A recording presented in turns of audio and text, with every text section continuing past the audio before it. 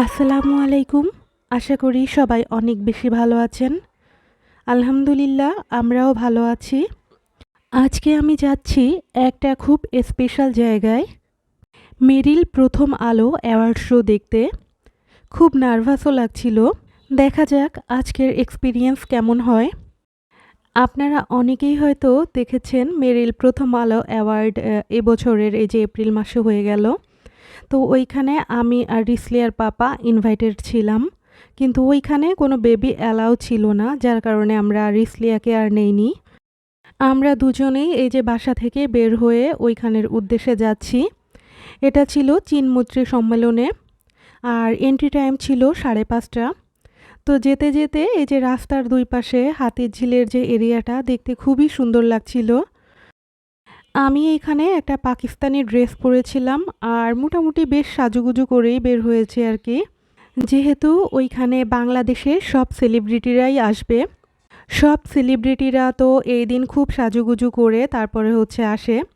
যে যেমন পারে সর্বোচ্চ সুন্দর হয়ে আসার চেষ্টা করে। অনেক পারফরমেন্সও হয় ওইখানে।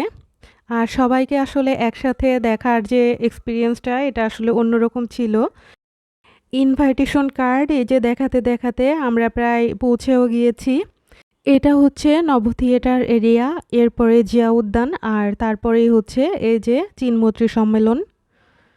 প্রথমে এসে দেখলাম জয়া আহসান, ওনাকে তো খুবই সুন্দর লাগছিল। আর মেহজাবিনকেও এই যে সামনাসামনি প্রথমবারের মতো দেখা। আজকের যে অনুষ্ঠান, এই অনুষ্ঠানে উপস্থাপনা করবে মেহজাবিন আর নিশো।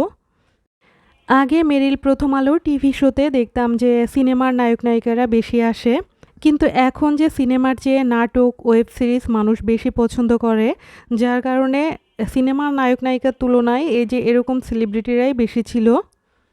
একটু আগে দেখতে পেলেন দিঘি, তারপরে বাঁধন, আর এই যে স্পর্শিয়া।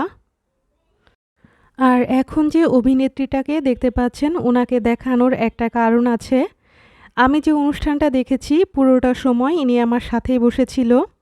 আর এই যে আমরা দুজনে প্রবেশ করলাম, আমরা আর নিজেদেরকে দেখালাম না এত এত সেলিব্রিটির মাঝে।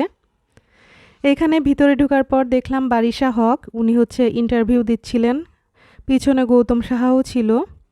মেইন শো যে হলরুমটাই হবে, সেখানে ঢোকার আগে এরকম একটা জায়গা ছিল যেখানে সবাই ছবি তুলছিল, ইন্টারভিউ দিচ্ছিল। এখানে মডেলিং, র্যাম্পিং করছিল রেড কার্পেটে আর কি। তো এই যে পারসা ইভানায় ছবি তুলছিল ওখানে, তো দূর থেকে ওনাকে একটু রেকর্ড করলাম। আর এইখানে দুই প্রকারের সিট আছে আর কি। একদল মানুষ যারা উপরতলায় বসবে, আর একদল নিচে বসবে। আর নিচতলায় সব সেলিব্রিটিরা বসে। তো আমাদের সিট ছিল নিচতলায়। সিটে বসার আগে এখানে সবারকে আসলে দেখছিলাম, কারণ বাইরের অংশেই সবাই বেশি ছিল। তো সিফ মাহবুব এই যে এখানে ছবি তুলছিলেন। আর এইখানে কেয়া পায়েল এরপরে ছবি তুলছিল। তো প্রায় সব মডেল অভিনেত্রীরাই এখানে এসেছিল, পরিমণিও এসেছিল। তো যখন ছবি কেউ তুলছে তখন এভাবে রেডি করে দিচ্ছে।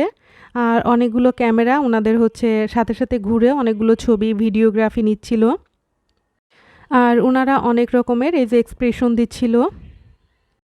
তো প্রথমবারের মতো এই সব কিছু একসাথে দেখতে পারা আমার জন্য খুবই একটা ইন্টারেস্টিং বিষয় ছিল। বেশ ভালো লেগেছে আমার কাছে এই জায়গাটায় যেয়ে। আর সবাই এত সুন্দর করে সেজে এসেছিল যে সবাইকে অনেক বেশি সুন্দর লাগছিল দেখতে। এই যে পরিমণি, উনিও এখানে এসে ছবি তুলছিলেন। তো এইগুলো দেখার পরে আমরা একবারে হলরুমে প্রবেশ করে ফেলেছি। এখানে স্টেজে যে বিভিন্ন রকমের পারফরমেন্স হচ্ছে।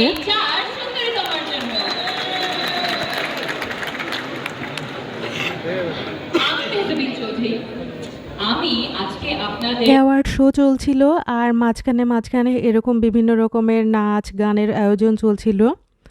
তবে এইখানে সিট পাওয়া অনেক আসলে টাফ ব্যাপার, যেটা বুঝলাম। এই যে উপরে অনেক দর্শক বসেছিল, আর আমরা নিচে সেলিব্রিটিদের সাথেই বসেছিলাম। এখানে জেমসও গান গাচ্ছিল, তো সেটা একটু আপনাদেরকে শোনাচ্ছি।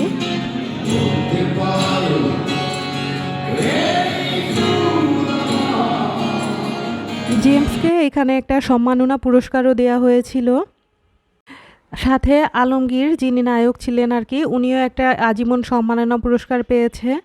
এই যে আমার সামনে কিন্তু সবাই সেলিব্রিটি, এখানে সবাই কিছু না কিছু সিনেমা হয়তো করেছে। সবাই এখানে জেমসের গান অনেক উপভোগ করছিল, আর অনেকে তো একদম লাইভেও ছিল। এই যে আমার সামনের উনি লাইভ করছিল এখানে। আর এই যে আমার পাশে যে বাজারনাথ, উনি বসে বসে পারফরমেন্স দেখছিলেন। আচ্ছা, ব্যাঙ্গল ফর্মের প্রথম বর্ণ হচ্ছে ক, ক ফর কেয়ার, কেয়ার ফায়ার কে। আমি জিজ্ঞেস করতে চাই, প্রশ্ন হচ্ছে রহস্যটা কি কেয়ার?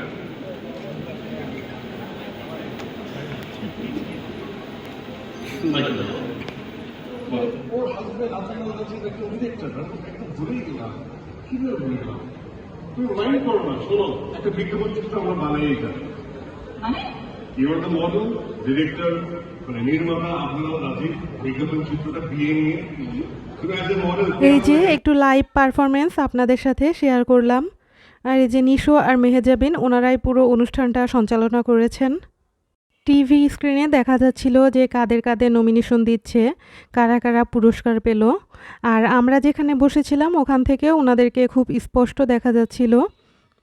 কার্ডে অনেকগুলো নির্দেশনা ছিল যে কোনো রকম রেকর্ড করা যাবে না, বাট সবাই মোটামুটি এইখানে রেকর্ড করছিল এবং ওখান থেকে কোনো কিছু বাধাও দিচ্ছিল না।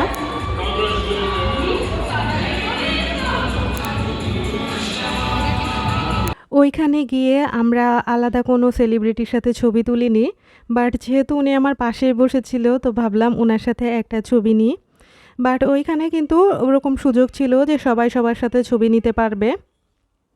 আমরা এখানে নিজেরাই ছবি তুলছিলাম।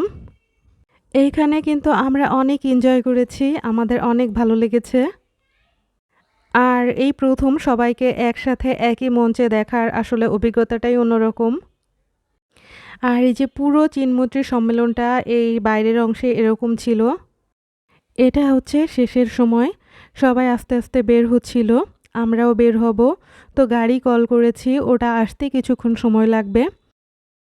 তো আমার ভিডিওটা কেমন লাগলো আপনারা কিন্তু কমেন্ট করে জানাতে ভুলবেন না। আর ভালো লেগে থাকলে অবশ্যই লাইক শেয়ার করবেন। আর যারা নতুন তাদের কাছে রিকোয়েস্ট থাকবে সাবস্ক্রাইব করে আমার পাশে থাকার।